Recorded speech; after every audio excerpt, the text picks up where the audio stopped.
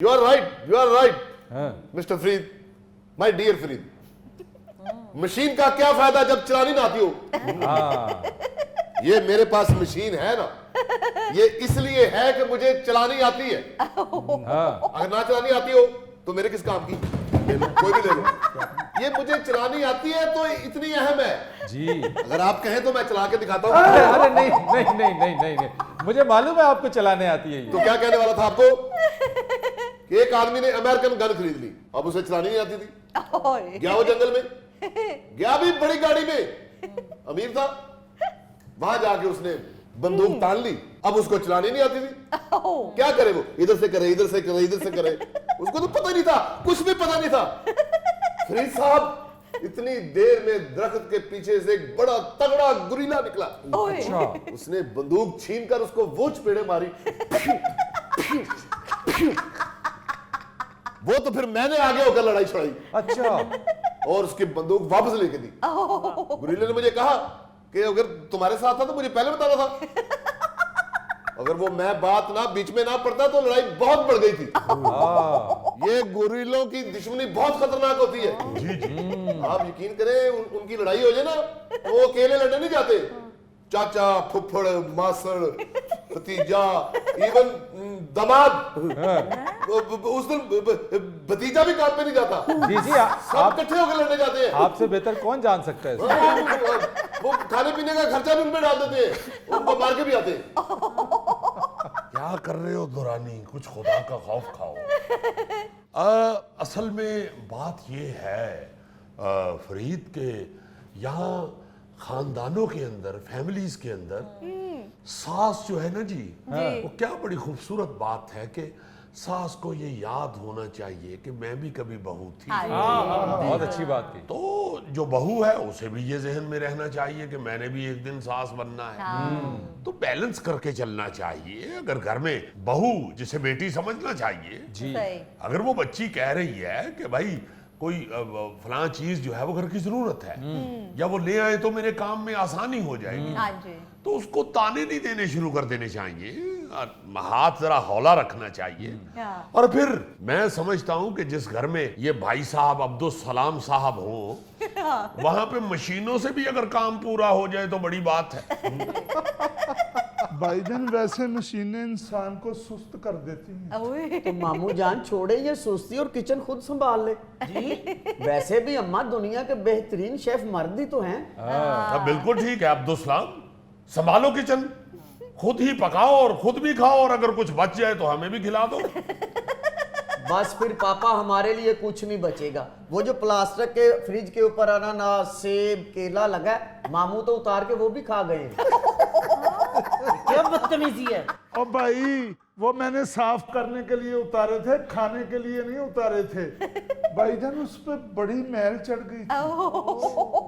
बेटा छोड़ो इस बहस को। कुदूस, मैं तो कहता हूँ ये घर खाने पकाने का झंझट ही खत्म करो। बाजार से ऑर्डर देकर मंगा लिया करो। मगर देखो अभी मंगाओ, 2 पिज्जा मंगाओ। बिल्कुल भाईजान, फजीता मंगवाइएगा। तुम क्या जानो फ्लेवर का स्वाद, तुम तो ये देखो कि एक के साथ एक फ्री कहाँ लगा हुआ है।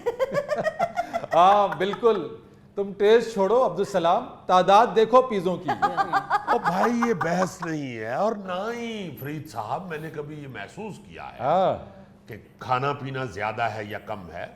अल्लाह ताला ने दिया हुआ है और ये बरकत है। जी हाँ। कोई भी खाए आपके हाथों या आपके दस्तरखान पे तो ये तो बरकत है।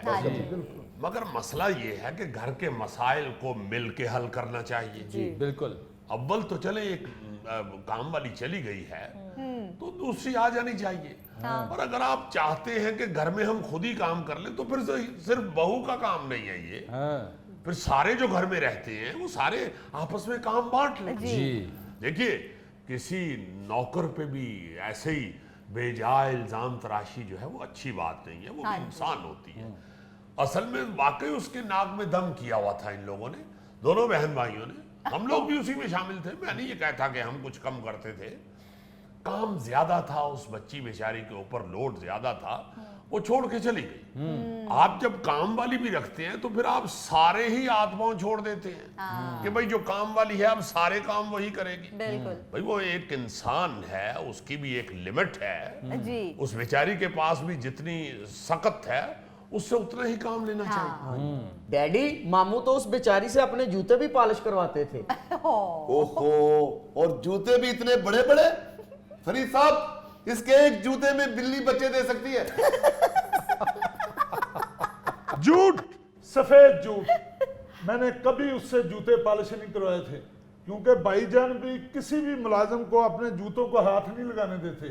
हाँ, अलबत्ता एक दिन उसने खुद ही मुझे कहा था कि लाएं साहब जी, मैं आपके जूते पॉलिश कर देती हूँ। झूठ, सफेद झूठ, बल्कि ब्लैक झूठ। कौन लेगा रिस्क? अगर वो नौकरानी बच्ची पॉलिश करते हुए जूते बीच में गिर जाए तो कौन करेगा रेस्क्यू? असल में तो फरीद साहब बात ये है कि ये ऐसे मसाइल बड़े घरों में तो होते नहीं है जी। ये हम जो छोटी छोटी फैमिलियां हैं, छोटे छोटे जो घर हैं, ये छोटे छोटे मसाइल बड़े बन जाते हैं। और मेरा ख्याल है कि इन छोटे घरों में रहने वालों को अगर दिल बड़ा करना आ जाए तो ये मसाइल पैदा ही ना हो। ये कुद्दूस साहब आप बिल्कुल ठीक कह रहे हैं। ये छोटे छोटे मसाइल ऐसे नहीं है कि हल ना हो सके। हम आंखें बंद कर लेते हैं, हम इन चीज़ों में पड़ जाते हैं, और मसला तब शुरू होता है जब हम घर में कोई मुलाजिम, कोई मुलाजमा रखते हैं। घर में 10 लोग हों या 20 लोग हों, वो सारा काम का बर्डन, सारा लोड जो है वो उस मुलाजिम के ऊपर डाल देते हैं। उसको मशीन समझना शुरू कर देते हैं, खुद कोई काम नहीं करते और उसको जानवर की तरह से हाँकना शुरू कर देते हैं। जानवर से याद आया फरीद साहब, आपके पास काफी खुली जगह हुई है माशाल्लाह जी। आप इधर 2-3 शेर क्यों नहीं छोड़ते? हाँ, आपका प्रोग्राम भी कर जाया करेंगे और अपना शौक भी पूरा कर लिया करेंगे। मेरी नजर से कोई बच नहीं सकता। कैटो!